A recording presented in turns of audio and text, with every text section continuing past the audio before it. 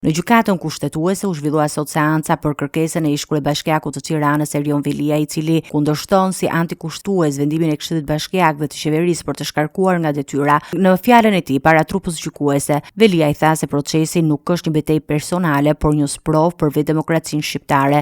Demokracinë për cilën si unë ashtu dhe ju të nderuar gjyqtar, jemi betuar kur kemi marrë detyrat tona respektive që ta mbrojmë, jo në letër, po me veprim, edhe këtu, edhe sot. Ky mandat nuk është mandati im. Ky mandat është një beslidhje publike, një kontratë që qytetarët e Tiranës më kanë dhënë me vullnetin e tyre si njerëz të lirë. Kjo beslidhje është nderi i jetës sime.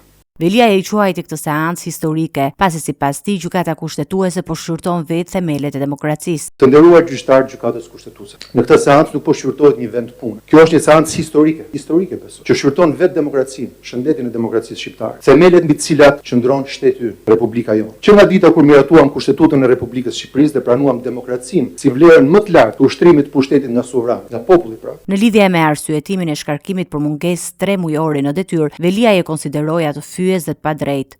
Dhe kur beson që i dhënë gjithçka për këtë mandat të qytetarëve, vjen arsye për cilën të largojnë nga detyra. Dhe citoj: mos prezenca në detyrë për më shumë se 3 muaj.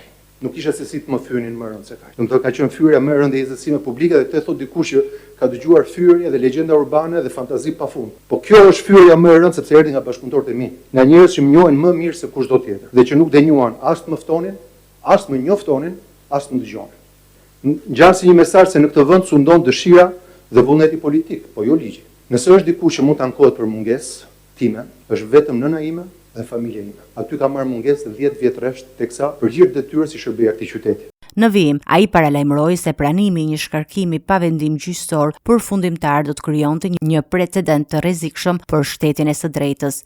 Me forcën disproporcionale të vetë këtij shteti që më kërkon llogari pse nuk vi pasi më ka privuar lirin. Në finale, e nderuar gjykat, nëse pranohet që një kryebashkiak i zgjedhur me votën e popullit mund të hiqet nga detyra pa vendim të formës prerë, atëherë nga nesër çdo qytet, çdo bashki dhe çdo mandat popullor mund të bjerë prej vendimeve politike të momentit. Në atë çast, zgjedhjet e humbasin kuptimin, vota e humbet peshën, sovraniteti qytetar zvendçohet nga vullneti i atyre që duan të sundojnë në emër të ligjit, por duke përmbysur vetë ligjin. Kjo nuk është demokraci.